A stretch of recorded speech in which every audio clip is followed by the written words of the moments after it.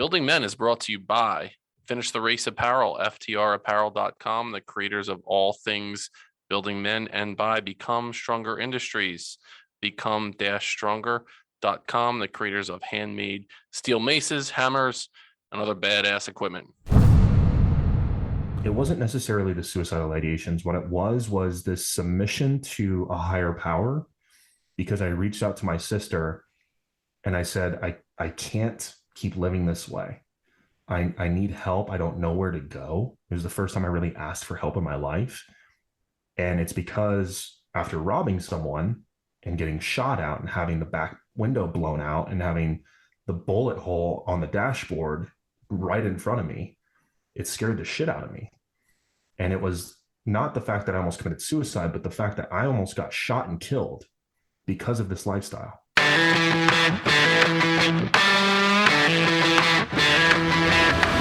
You're listening to the Building Men podcast with Dennis and Anthony Miralda, brothers on a mission to help you become the strongest version of yourself, mentally, spiritually, emotionally, and physically.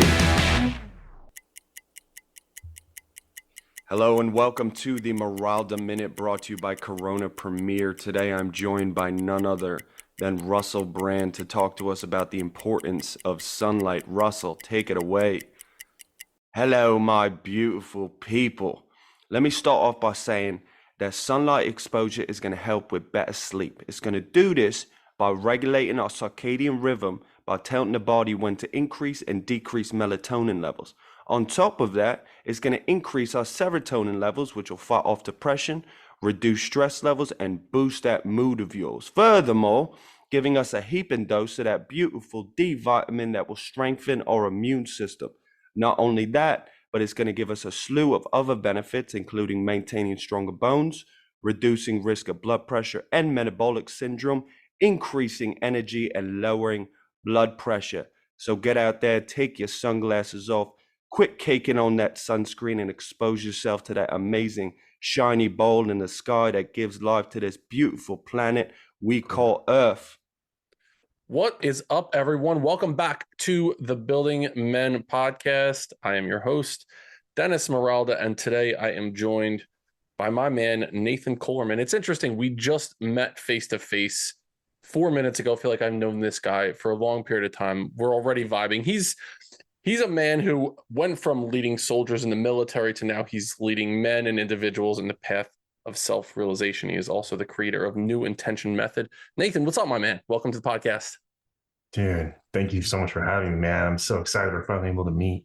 So let's go back. We in the brief time that we were talking initially, I was telling you about Building Men, where it started, and it was pretty much working with kids in middle school.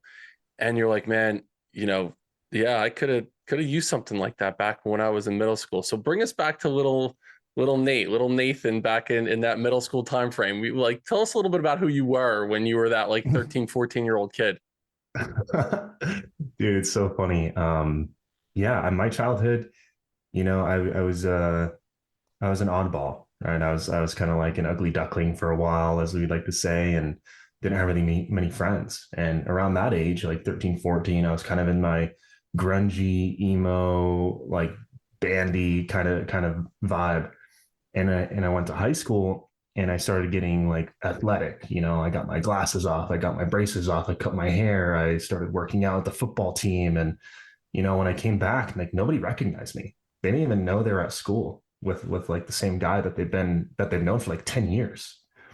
And it was a rebirth. Right. And I let it get to my head. So I started getting really cocky. I started, learning to talk to girls and kind of getting that confidence and, that false swagger.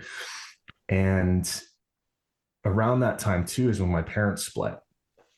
So I really started misbehaving, right, in ways that most 14, 15-year-olds do, right, who don't have the best of upbringings or the most peaceful of upbringings. And I kind of led me down the path of self-destruction with alcohol, with starting to dip into drugs. And eventually, after being expelled from multiple schools and whatnot, I found myself getting jumped into a gang, found myself getting deeply addicted to heroin.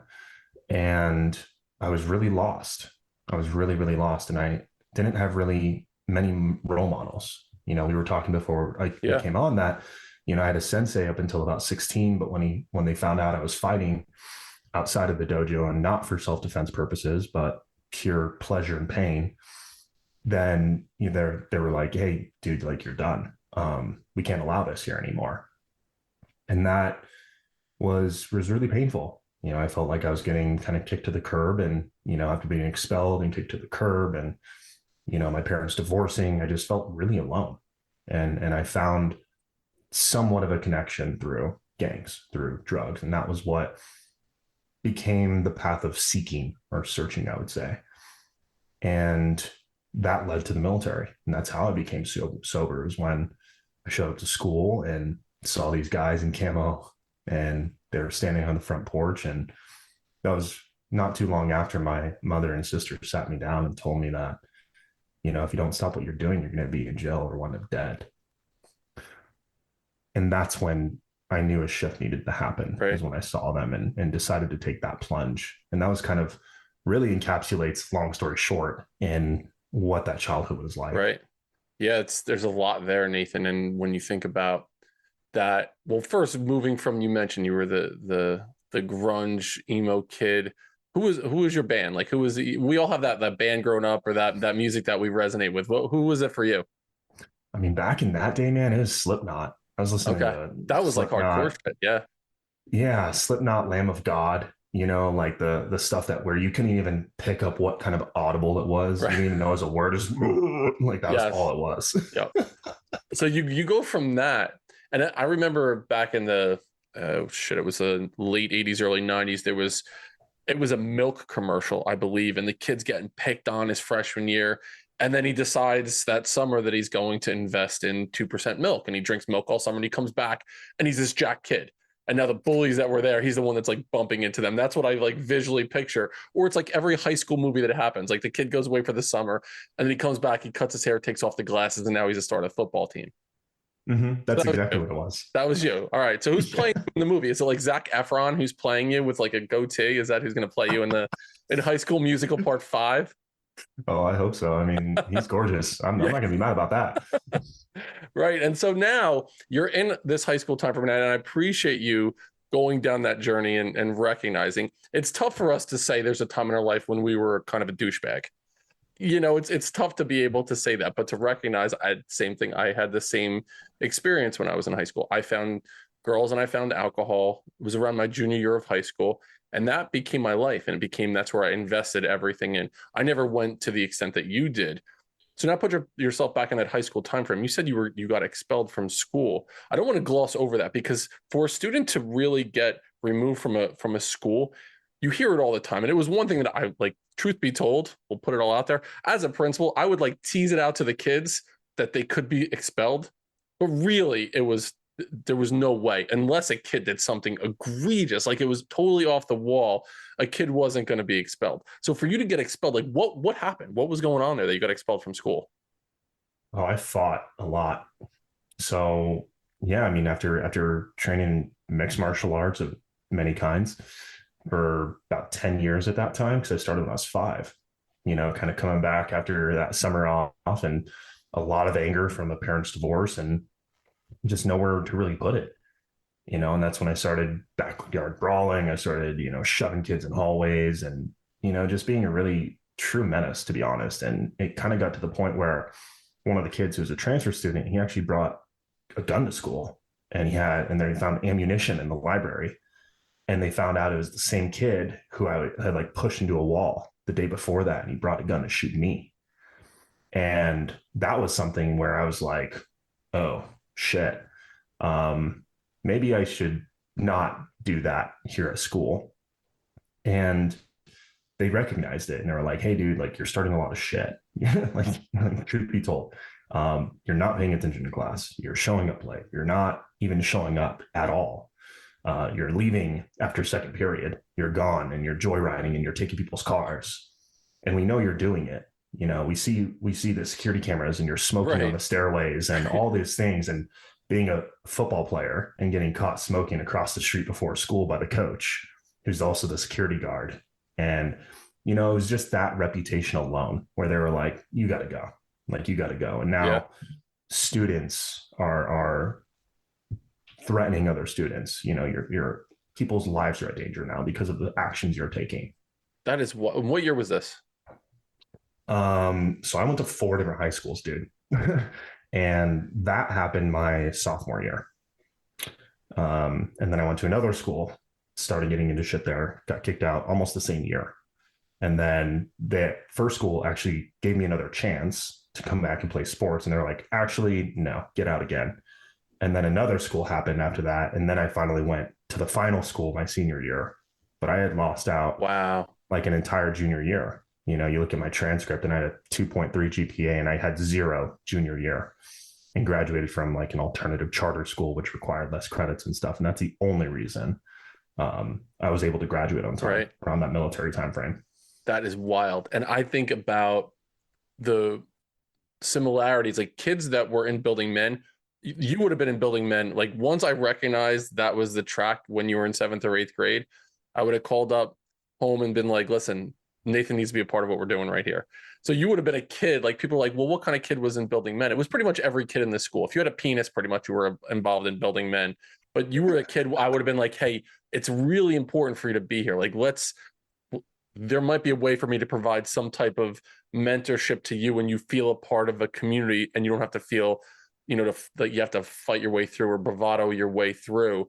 And you hear stories about kids that they take martial arts and it's for the self-discipline and they're really trying to recenter themselves and to connect with this higher purpose. You were like pretty much in Cobra Kai. You were one of those like, you were like Johnny from Cobra Kai. Exactly, dude. Right.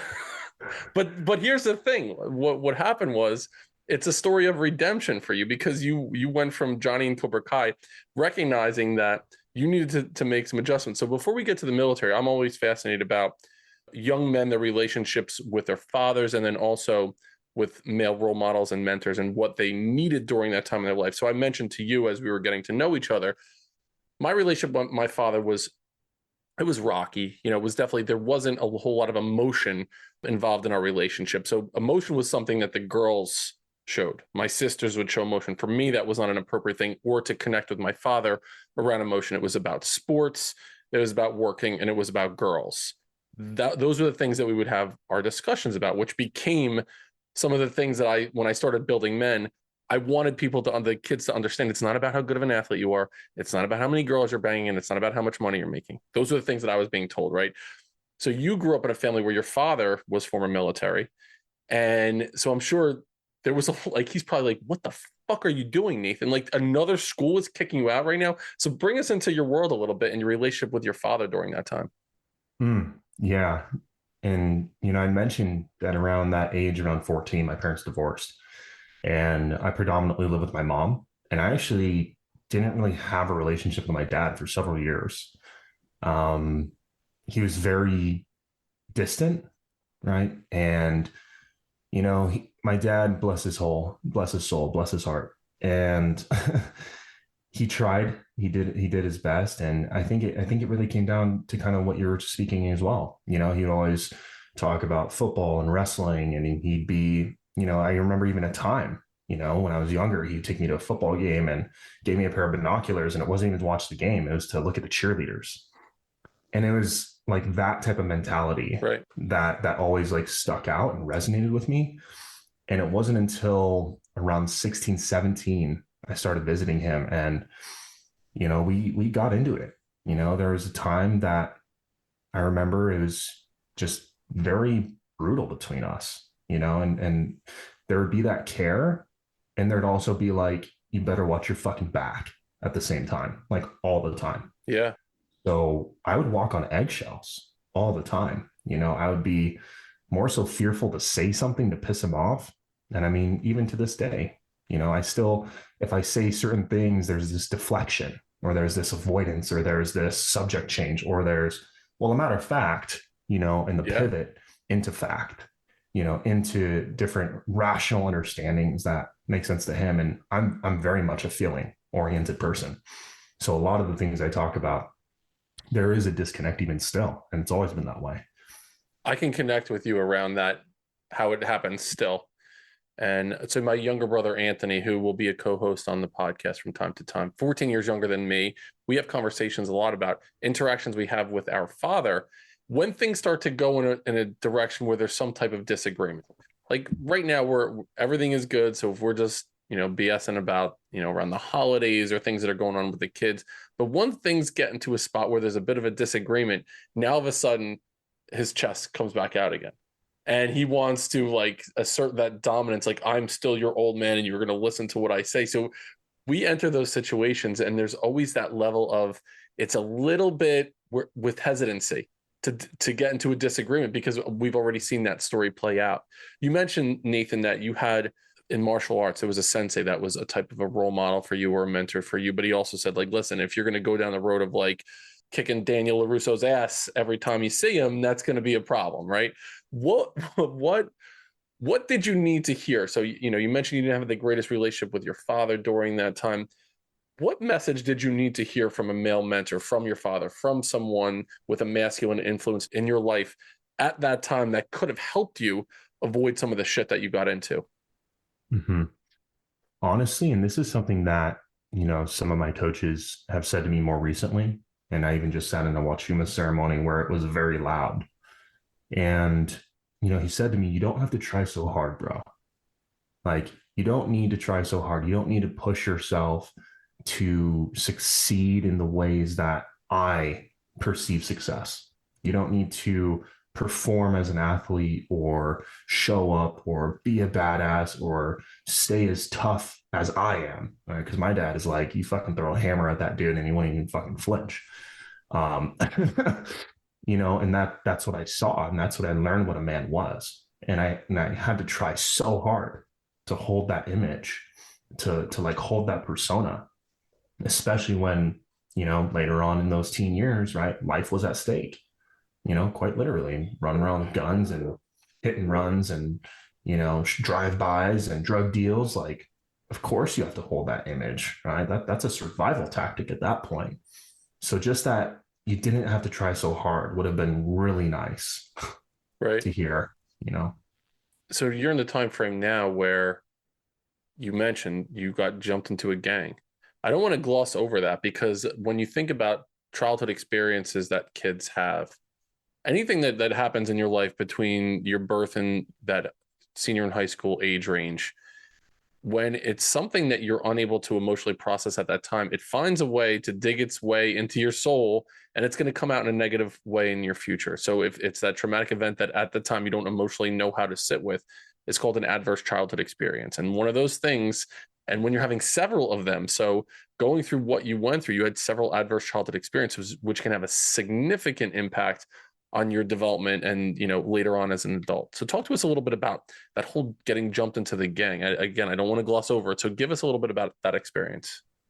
Yeah, man. And honestly, it's been a story that's like followed me for a long time. And this isn't the Crips and Bloods traditional gang, Compton, Brooklyn, the things that we see on TV or in movies. This is like North Phoenix wannabe type of thing where, yes, there's still a threat because here in Phoenix, there's, different connections to cartel and whatnot, of course. And I think just the environment alone, but I just want to preface so to give people who are listening kind of an image of this. And, it was very non-traditional. Typically you hear that you get jumped in, they beat the shit out of you. You ever try to get out, they kill you. And with this experience, they were like, you know what, we'll let you fight back. So there's 4 guys and I ended up really standing my ground and kind of actually won the fight. So they were just like, oh, interesting. And that experience, yeah, because I got like punched in the face, and it was the first time like I got rocked. And that's really the first time where I saw red. And when I saw red, I felt pleasure. I felt joy. I felt like powerful in that moment because I was like, oh, I can take a hit and I can hit you back 10 times more. So now that's what I'm going to do. And that's where I feel like I first acquired my first sense of false power. And yeah, it was brutal, right? Just, Yeah. Shiner, you know, just bruised up, marked up. And, I wore it with pride for a really long time because I've never been through an initiation, right? And we talk about in like building men, right? We talk about rites of passage and how Yep. important these things are. And, traditionally speaking, what I see in society, and I'd love to know your perspective too, especially coming from the education system, is traditionally speaking, like the rites of passage in Western culture is graduate from high school, cross the stage, versus more like indigenous cultures who have, go sit in a cave for 24 hours or go hunt, Yep. an animal and bring back the skin, or stay in nature for 7 days without food and water and come back with the vision that you had for your life. And that was like my initiation. That was my rites of passage before I had even walked a stage or anything of that nature. Totally agree with that. It's one of the things I speak about often on this podcast is there's not that ceremonial experience for young men. As you mentioned, there used to be the ceremonial thing. There was something that happened that helped young men understand what it meant to be a man in their tribe, in society.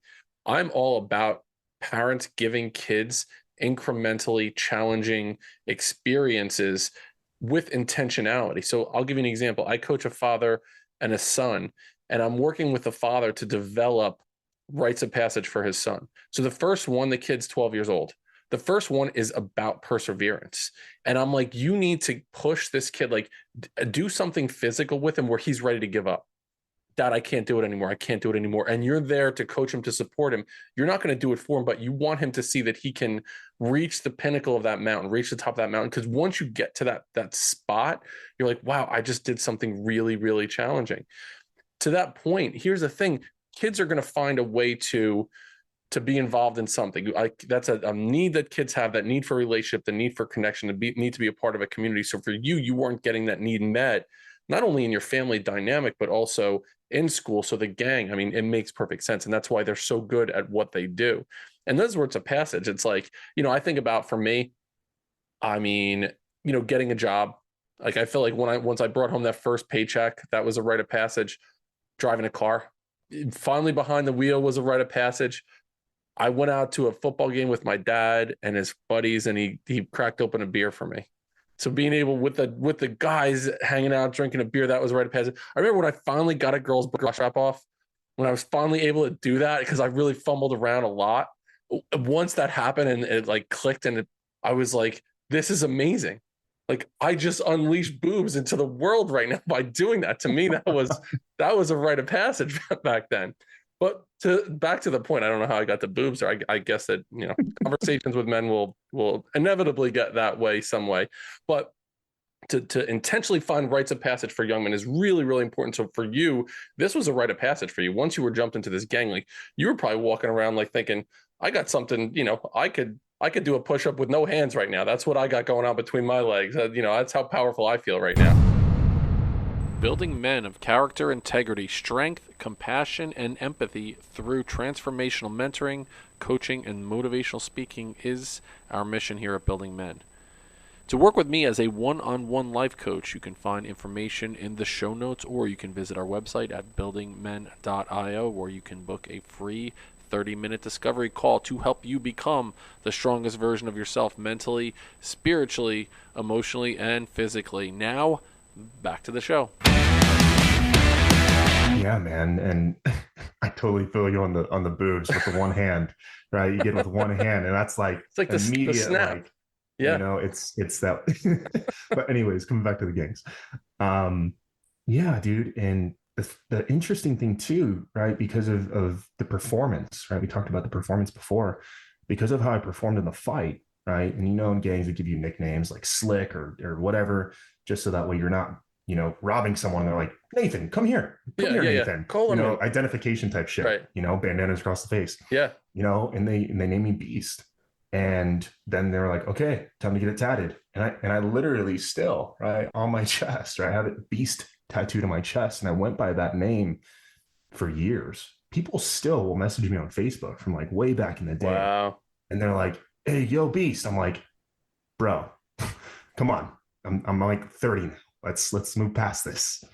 But it was that, right? And I carried that, and that became my identity, was the one who is only good for fighting, right? The enforcer, the one to handle the light work, to, enforce, whatever statutes are important to this organization, to this business is really what it is, and carry that out with violence and anything else that just asserted, right, that dominance, asserted that position of authority. When you look at the tattoo now on your chest, is that something that you look at and say, "Oh, I this reminder here, that's this permanent thing.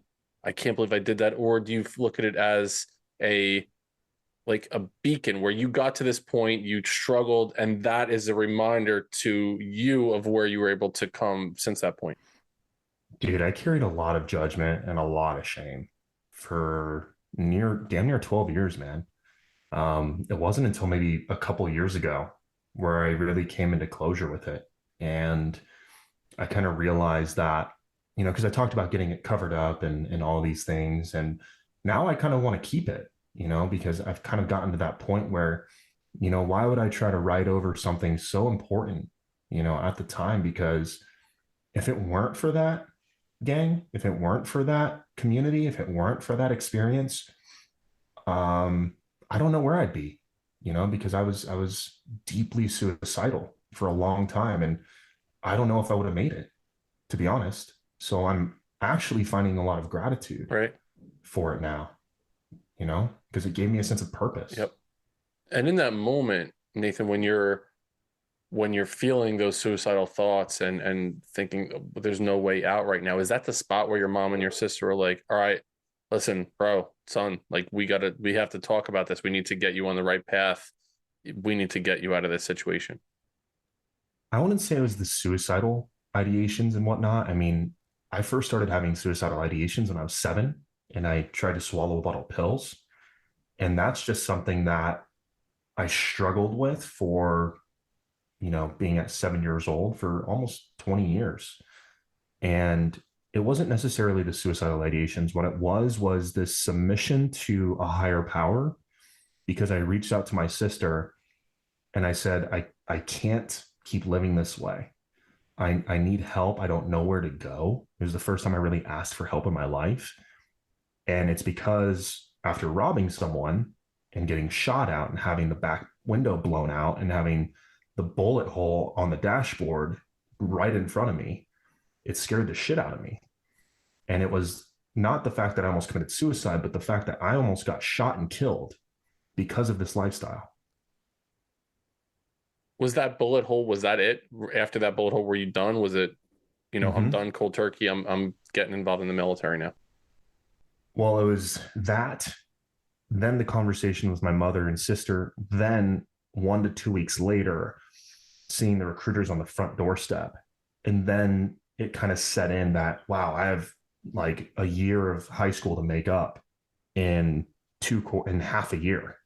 So I really buckled down. Of course, I still struggled with addiction. I showed up to class every day high on drugs, and somehow finished my year high. I literally was high on heroin, walking and grabbing my diploma.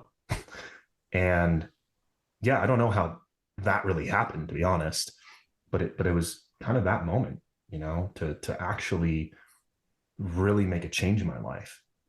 So when you got into the military, when you first started, did you go in with the identity that I am, like you're beast man walking in there, or did you shed that identity and you're like, no, I'm Nathan who really needs to change his life? Oh, I walked in with the beast mentality, Yeah. and I got humbled up real quick. Um, I got humbled up real quick. I even got UCMJ, which is the Uniform Code of Military Justice. I actually got an Article 15 7 weeks into basic training because I disrespected a senior non-commissioned officer. Um, and I learned really quick that I couldn't maintain the mentality that I came in with. And it was actually in Korea. So I was about maybe a year and a half in, and it was around my 19th birthday actually, when I had gotten into a fight. And again, UCMJ, Field Guard Article 15, assaulted 2 non-commissioned officers, in a public setting, created an international incident, and they threatened to court-martial me and put me in military prison because I was attempting, right, to help a woman that they were coercing, but I used excessive force and they wound up in the hospital. And it was during that time, actually, we're talking July of 2011, where I committed to change. And that's what kind of catapulted after those instances. So it Right. took me a little while to warm up Right. and like really get a sense of seriousness in life, I would say. So how long were you in the military from the time you entered until that experience in 2011? 5.5 years. Okay. Did Mhm. you have to like go through like a detox, like withdrawal symptoms? Were you like that hardcore into it that when you started in the military you needed to come down? Yeah. So I had to be very strategic through the entire process. Of course, you know, and I share it now because it's worth sharing. It is because there's a lot of people who go through the process who actually go into the military, right? Go to war, go to jail, get sober. That's kind of the phrase there. And yeah, it was vigorous, man. I mean, I had even snuck in Suboxone, which is a medication that they use to suppress withdrawals, just to kind of get through, just in case, because I still felt the cold sweats, I still felt the chills, I still felt like from time to time there were termites eating my stomach from the inside Oh, out. And it was brutal, man, because from the time I signed the papers to doing the initial drug tests and having relapses in betweens, and I really struggled with that. And yeah, dude, going through the withdrawal process on top of all that, and I went through it multiple times because I tried to get off the drugs several times before it was like, hey, bro, you have a week. And if you don't get off now, like, the last thing you want is to have a seizure, right. on the bunk in your first week of basic training, especially when they're going to be pushing you to physical capacity. So, and they last, quite a bit of time, depending on the severity and how long it's in the system. And there's a lot of, physiology and biology that goes into that, of course. But yeah, it was really rough, dude. It was really, really rough. Like, I barely slept my whole first week. And being a part of that team and the community, I mean, one took the place of the gang. And then two, it was you were doing things for yourself, but also for other people to become better. So we've had a couple military men on the podcast. They've shared their stories, but your experience in the armed forces, what's a lesson that you took from that experience? And I'm sure there's 100 of them, but like pick out a lesson that if there's a kid listening right now and they're on the fence, they're contemplating whether or not that's their future. What's a lesson that you learned in that experience that really served you in what you're doing now in your life? Yeah, man. And honestly, in having worked up the ranks a little bit, I got out as a sergeant, non-commissioned officer, and they would always talk about in the leadership academy, be, know, and do. Like, be the change, be the example, know what to do in the moment, know what is right for the moment, know what is necessary for the moment, and then do the right thing, right? When nobody's looking, right? And depending on what you gauge as being right, because we all have different human experiences, but really lead by example, right? Lead by example through the be, know, do. And that is embodiment, right? That's embodiment. And what a lot of the spaces it's become a buzzword is embodiment. But really it's being in integrity always with yourself, with your community, with the world, and lead as you want others to follow in your footsteps. And that, as a young man hearing that, it's probably like well, what the fuck does that mean? Because they're going off of Yeah. maybe what they've seen growing up. But really, we start looking at powerful men in the space and we see how they walk and how they carry themselves, how they talk, right? If they're listening to this, right, and they hear a certain inflection in the voice, if they hear, the power of what vulnerability has to offer, right? How to take those traits and characteristics and bring them back to the world, back to the community, back to the family. Power of integrity, or it's just, or being in integrity, it's such an important piece, an important point for young men to learn, and for you to see men interacting in a positive way and then men acting as mentors, as leaders, as role models. It might not have been until your early 20s to experience that, but you still were able to experience that. And so you learned a lot of lessons about how to show up for other men and how not to show up for other men. And you took that, Nathan, and in what you're doing now, like you took a lot of these lessons and took your experiences, everything that had gone on in your life, and now you've developed ways to help other men. So take us from the military into what you're doing now. Like, talk to us about that experience and how you went on that journey. Yeah, man. And it's interesting that you had said, it started there, right? Because I think it's there where I realized that the military is even out of integrity. I mean, specifically the units I was in, right? There was some humor, some banter around some of the non-commissioned officers and some of the leadership. It's do as I say, not as I do. And that was like a thing that they joked about, right? To bypass the lack of integrity. And it's actually there where I was like, wow, I really actually don't want to be in the military anymore, because of this, right? And I started having the mentality, and then I manifested a way out, which occurred in my body, which is why I got medically discharged. And over time, right, I left the military, knowing that, seeing that, right into fitness, and that's really kind of where I started like my own personal journey, outside of the military as an adult, getting a first paycheck not from the military, having that kind of rites of passage, working for a gym. And at that time, I was really deep in bodybuilding. And I was about 253 pounds, just stacked, jacked, and really couldn't even scratch my back. and to a degree, a lot of men, right, we've been there, right? We've been in the weights and wanting to put on a shit ton of muscle and thinking that women find it more attractive, and then finding out later on that we're only attracting the ones who are in the gym, drinking protein, Right. really terrible smelling farts, all that stuff. And, then I found another community, right? I found the fitness community. And then I saw a lot of the same thing, a lot of the same smoke and mirrors, right? I look this great, but I'm not open about all the things that I'm taking, the things I'm putting in my body, the mentality that I hold, and the judgment that I carry towards everyone else. I see the fitness industry as possibly one of the most narcissistic industries in the world, to be honest. And again, everybody has a shade of narcissism, but for them, it is much, much more prominent, but it's also much more disguised. And I started developing my own.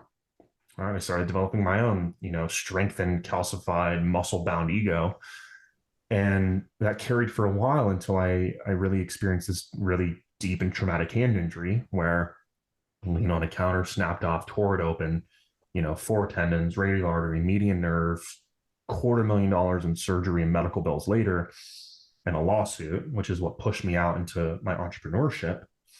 And that's when I really wanted to help people heal, because it was around that time that I got confronted with suicidal ideation again, where I went through these different programs because I wasn't in a good place mentally. And that's where I found Landmark and MITT, which are leadership-based programs. And it was my first experience with leadership in a non-military setting. So from there, and acquiring this language of stories and self-limiting beliefs and all these things were very new to me, because the military doesn't talk about that, Right. Nor do gangs. Right. And it was there that my perception got radically shifted to where I was like, wow, I truly do create my own reality. And if I really want to help people heal, I can do it in this way. So I pursued mobility, movement, functional strength, helping people move better, feel better. And then I encountered a veteran who sat on my table, laid on my table, and I did a lot of neuromuscular rehabilitation work. And no matter what I did, what exercise I gave him, what therapeutic intervention I used, nothing could help him. And yes, there was a sense of belief that he couldn't get better, and that definitely influences, quality of care. But he was also diagnosed with fibromyalgia, which is a psychosomatic disorder, meaning that, complex and acute post-traumatic stress will manifest itself in physical symptoms and create just unbearable pain always. And after exploring and going down that road, which is a very deep road, it's the road that I'm still in, primarily doing a lot of integrative somatic therapy work and other healing work, I'll say, whether it's through energy or shamanic work or anything else.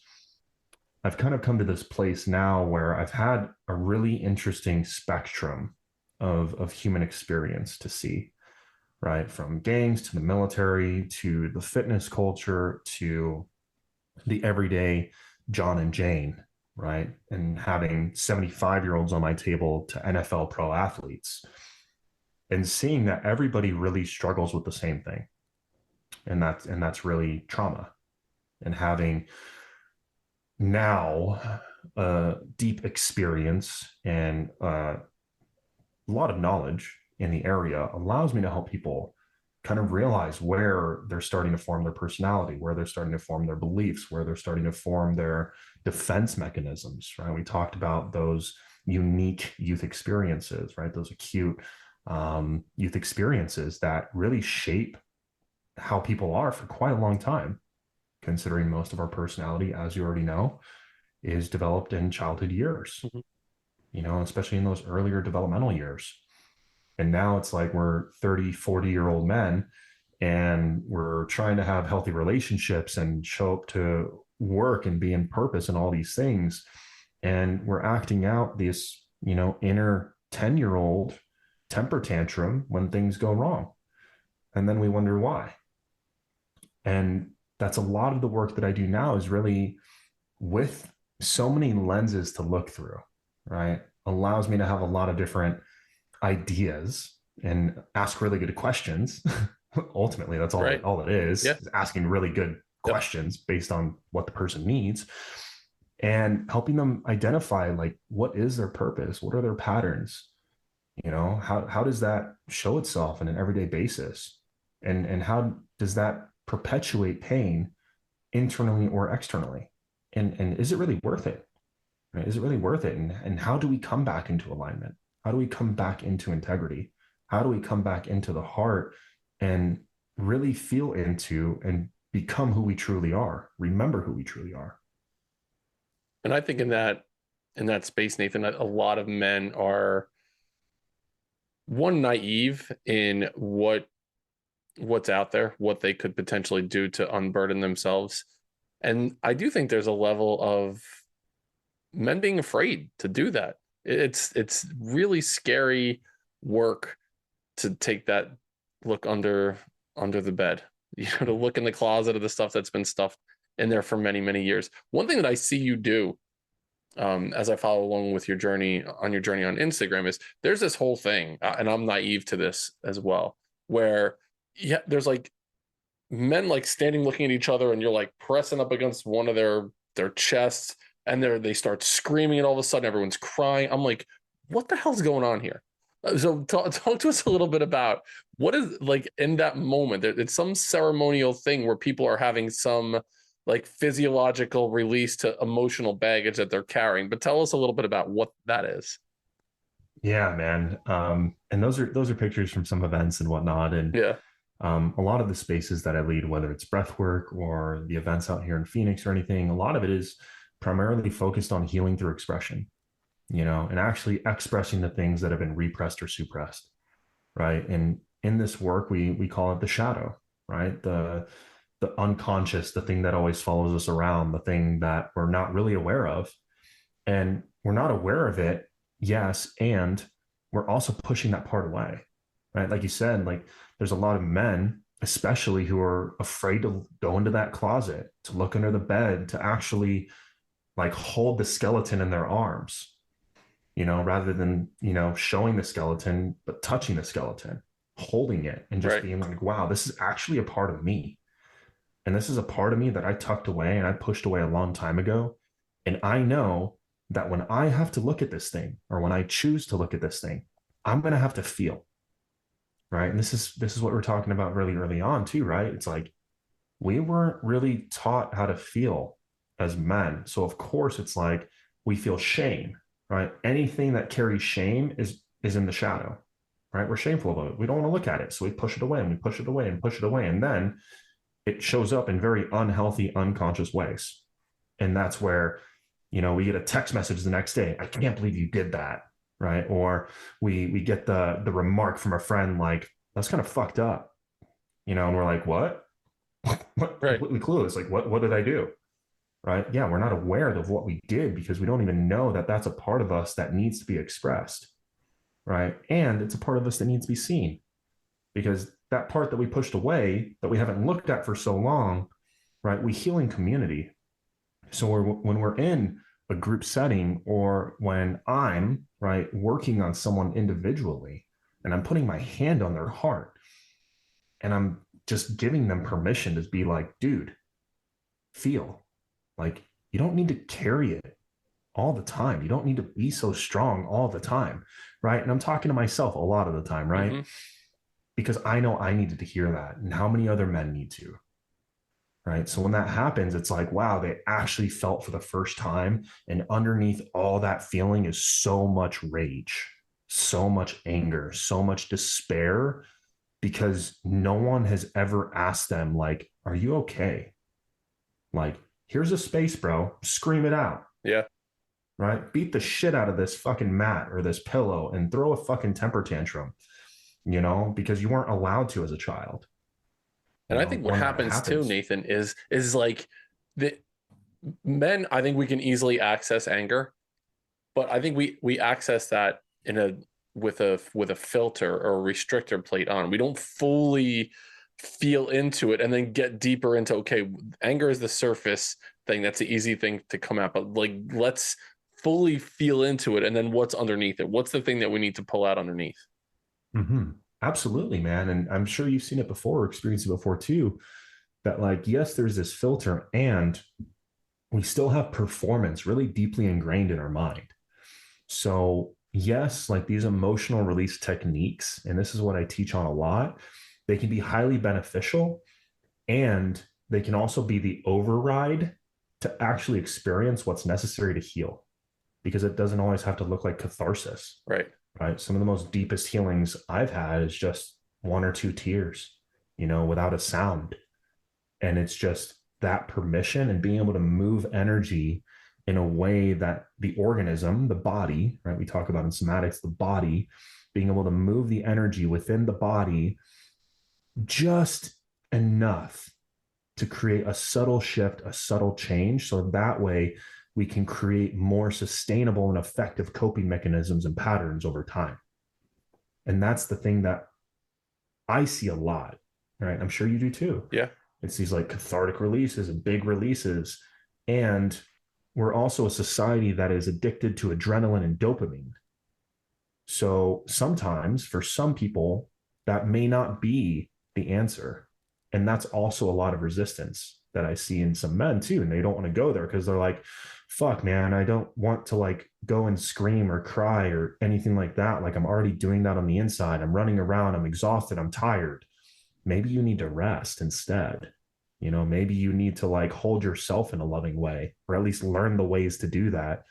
That doesn't have to look like a scream or anything else. And I think that that's a lot of what we see in the space are these big cathartic releases, right? And you see breathwork videos and people are screaming and crying and letting it out. And yes, that's great. And what are you replacing that release with?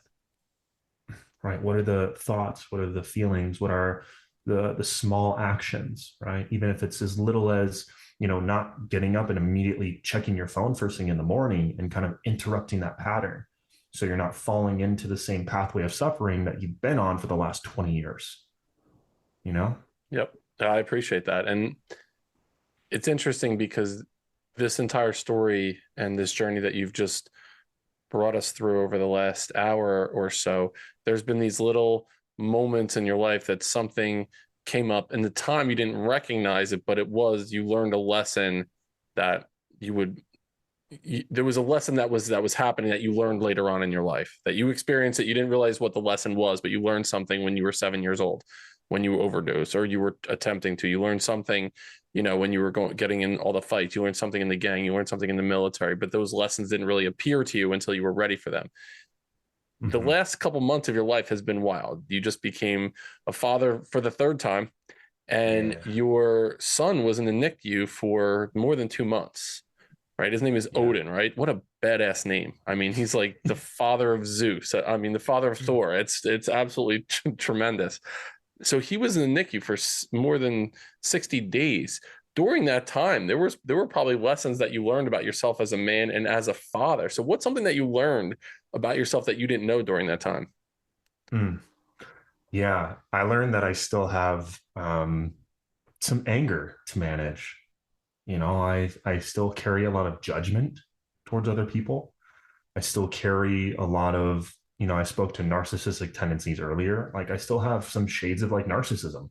Like I feel like I know better than the doctors, which in certain degrees, yes, I do. When it comes to a lot of the things that are alive in the world right now that are kind of being pushed on. So I was going through this battle of, am I being a sovereign man or am I being a judgmental narcissist? And I realized I could be both.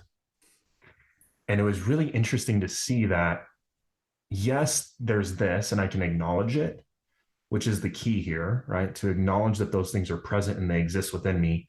And I'm still deeply afraid to be seen as a bad dad.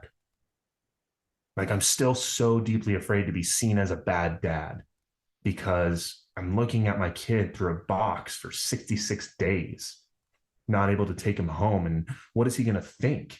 And having a background in trauma psychology, it's like, I know how important these early moments are. So, like, fuck, how am I going to manage this? And oh my God, am I going to be able to show up for him? Am I going to be able to help him heal these things? And just a lot of self doubt, right? I realized underlying all those things, it was like I still doubt myself in a lot of ways.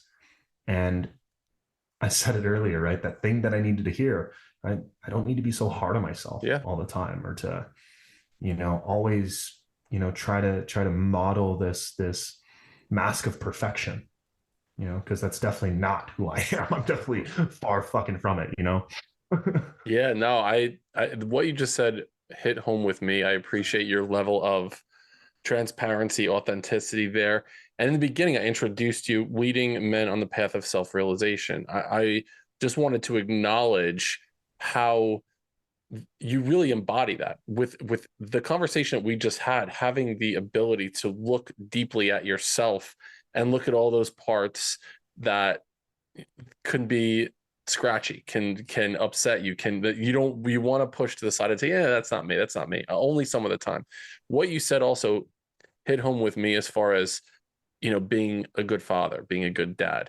I think in my work, the thing that men are the most afraid of is appearing weak, is the idea of weakness. Like it's just something that if you feel weak in front of other men, in front of your significant other, for me especially in front of my kids, my biggest fear is letting my kids down, is in some way not showing up for my kids in the best way that I possibly can, for them to one day look back and say, yeah, my dad fucked me up, or I didn't have a relationship with my dad. To me, that is like, that's the thing that is under the carpet that scares the shit out of me one day. So I appreciate you saying that. I'm that's some deep stuff, and like I'm gonna have a little seance with, have some think time with that after this episode is over. So before I ask my last question, Nathan, tell us where we can find you. How do we get in touch with you and what you're doing? Yeah, absolutely, man. And thank you for having me. Yeah, really appreciate you, man. And yeah, people can find me on pretty much every single social platform. Just looking at my name, Nathan Kohlerman. Beware of fake profiles. It's very alive in the world right now. And they can go check me out at www.neuintention.com. Awesome. Do you feel, I had this conversation with my girlfriend recently. To me, like if somebody did a fake building men account, the first time it happened, I'd be like, yeah, I made it. Like somebody's trying to like catfish and be me. I mean, I know it would piss me off for a second, but like there would be a moment where I'd be like, all right, I made it. Somebody's like trying to like, you know, do a fake out building men thing. Dude, you know, maybe at first, but after it happens like 20 to 30 times, it Yeah. just gets annoying. Yeah, I get it. And to know that people on the back end, some people are oblivious. So they don't really do their research or double check it. They just kind of see a face and they're like, oh, I've seen his stuff. I trust it, Right. and I'll send you it's money. like, Yep. yeah, what do you want me to buy? Yeah, And exactly. it's unfortunate. So that's why I say that. Just, be cautious out there, whoever the hell it is, even if it's me or not.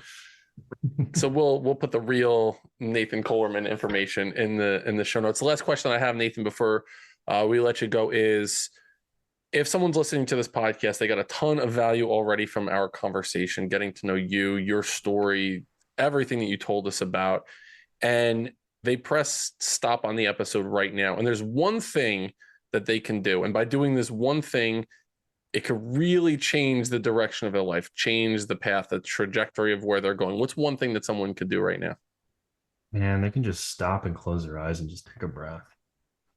Honestly, and it's so simple, right? It's so simple to just stop, become very present. The breath is the immediate access point to presence, and to be really present with your living experience, right?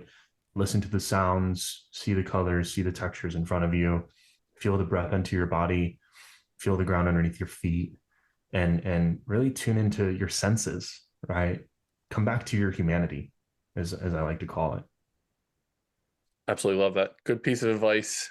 So everybody, take a pause, take a deep breath, recenter yourself. We appreciate you, Nathan Kohlerman. Really, really enjoyed this conversation, man. We'll do it again in the future. We'll come back. We'll run it back again. There's so many more things I wanted to talk to you about. But until then, Building Men audience, go one step further than you thought you could go. We'll see you next time on Building Men.